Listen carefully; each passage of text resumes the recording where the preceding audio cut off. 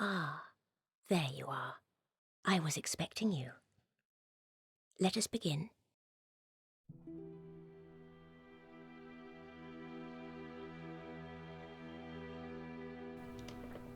When the Lord Gwyn discovered the Lord's souls amidst the flames and cast down the dragons, he went on to found a great kingdom, one that was built around a mighty city.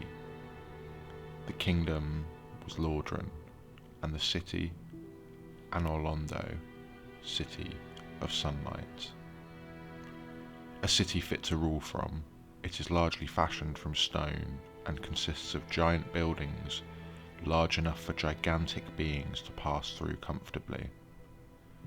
The city itself appears to be locked in eternal sunlight, basking in a glow that serves to reinforce its divine aura.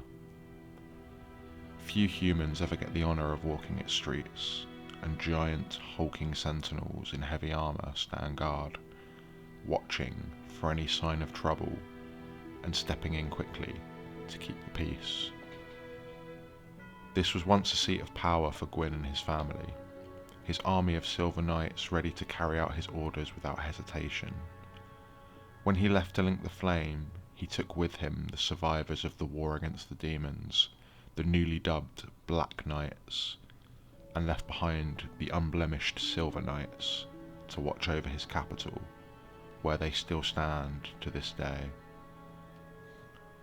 With the coming of the undead curse, the need for bonfires became great, and so a keeper was selected to tend a bonfire high up in the shadow of the ramparts surrounding the city. The Dark Moon Knightess is the maiden that tends the flame here, a loyal servant of the gods, and also a blade of the Dark Moon, a sect of warriors that serve Gwyndolin and punish sinners. She dons a full suit of brass armour, intricately carved and fully encompassing her, both protecting her from harm and hiding her visage. Rumours claim that there is a good reason behind this selection of attire, as she is deeply disfigured and wishes to defend herself from scorn as well as sword. Pushing into the city, stone gargoyles of the same design as those that guard the parish bell tower patrol the bridge to the largest building in the city, Gwyn's Palace. Beyond the gargoyles, even more defenders stand ready to slay any who would pillage this holy place. Silver knights, giants, and more of the pink demons that serve as transport to the city all stand ready to test the will of invaders, and the path forward is fraught with danger. Inside the palace, a grand entrance hall is the first sight that greets most visitors, with high ceilings and marble floors, the majesty of gods on full display. There are two wings that separate off from the main hall, a smaller west wing which houses the resident blacksmith, a hulking giant stooped over an anvil, tirelessly forging away. Oblivious to his surroundings, unaware even of the fall of his kingdom, he wishes only to craft. The east wing is larger and appears to be living quarters of some kind. It sports a chapel, a trophy room, and a few bedrooms and other side rooms tucked away, as well as what appears to be a storage room of some kind. Behind the fireplace in the storage room, a hidden passage can be found, leading to a room stocked with Havel's armour and occult weaponry, perhaps a sign of trouble within the ranks of Anor Londo's soldiers. The trophy room is filled with countless drake heads, mounted to the walls and put on display as a symbol of Anor Londo's might and conquest over their ancient foes. The chapel houses benches enough for scores of residents to observe, and a balcony high above that overlooks the altar, possibly for the use of the Lord and his children. It could even be that Havel the Rock, himself a bishop, gave sermons in this very spot, singing his Lord's praises before descending below to plot their undoing. Whatever the case may be, it is clear that Lord Gwyn encouraged his soldiers to worship, likely the worship of the Way of White, worship of himself. For who would think to betray their own god? A spiral staircase in the centre of this wing of the palace also serves as somewhat of a defensive tool, as the way it is fashioned means intruders will have to breach the entire wing to pass through it into the entrance hall. Silver Knights patrol these halls, with several more standing guard in 2 bedrooms at the top, notably more grand than the others. There is also something interesting about the decor of these rooms. One bed is golden and red, the other white and black. These colours seem to line up with 2 of Gwyn's children, his daughter Guinevere, Princess of Sunlight, and his son Gwyndolin, the Dark Sun, who is so closely tied to moonlight. It is very likely then that these were their bedrooms in childhood, and would explain the increased levels of security that surround them. Passing through the entrance hall, another grand room stretches out ahead, but the path is blocked by 2 fearsome warriors, the last line of defence between invaders and the princess. Ornstein was a dragon slayer of much renown, strong enough to be named among Gwyn's 4 knights. Wielding a sword spear fashioned after Gwyn's firstborn's own and wearing armour in the form of a lion, he is known to have engaged in many dragon hunts and battles. He is even capable of harnessing the power of lightning, a powerful tool to slay both dragon and men alike. Executioner Smaug was something else entirely.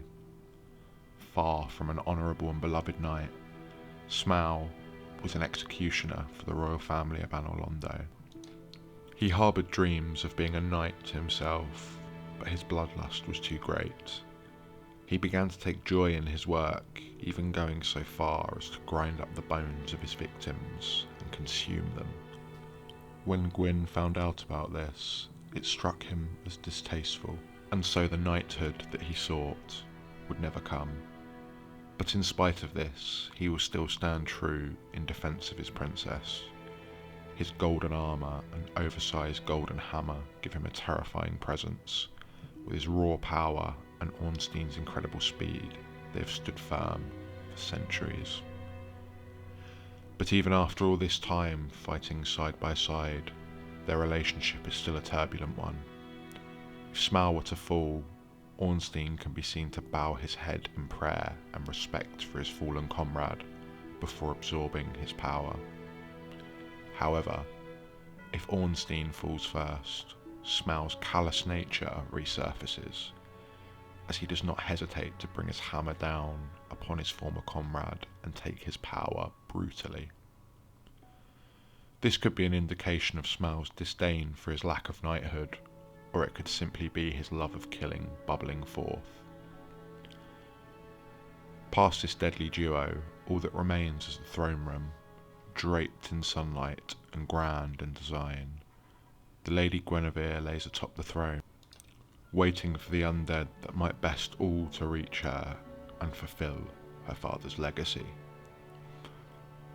But Anor Londo is not what it may seem, for it holds a dark secret. The princess left this city long ago, so who or what now sits the throne room? A vision, an illusion cast upon the very fabric of Anor Londo itself. Destroy the vision, and the sunlight fades, replaced by twilight. The giant sentinels and pink demons vanish, replaced instead by soldiers of the Dark Moon, undead in service to Gwyndolin. The god himself can be found down below the palace. The tomb of Lord Gwyn is upon first inspection just a simple room of statues, but for one bearing the Dark Moon seance ring, the pathway becomes clear. Descending down, the Lord Gwyndolin awaits, taking pledges of service from those without sin, or ready to exact revenge on any who may defile his father's tomb. He is responsible for all we saw above, for the phantom guards, the false sunlight, and even the vision of his sister ruling over the city. All of it an act, a desperate attempt to grasp onto a former glory and power the city once projected into the land. And so it was that the final living god of Anor Londo stayed behind, watching over it, his tricks and illusions protecting the city.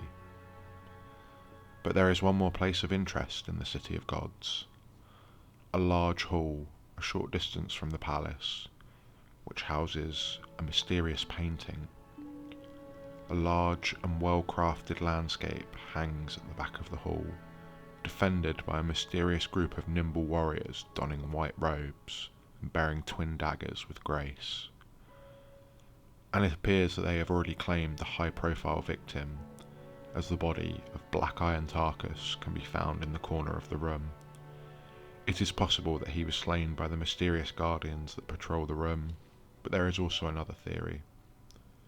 High above the floor, sets of rafters cross the length of the hall, sturdy enough that they could be used to travel.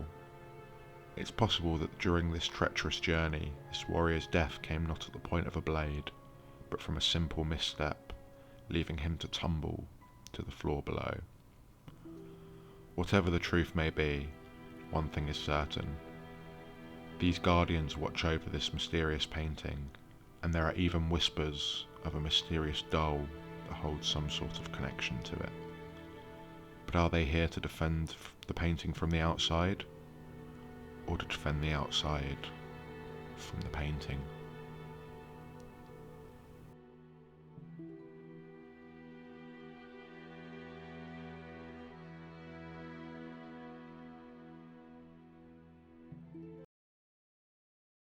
Now go. Whatever you do, do not crack and go hollow, lest my time spent on you be wasted.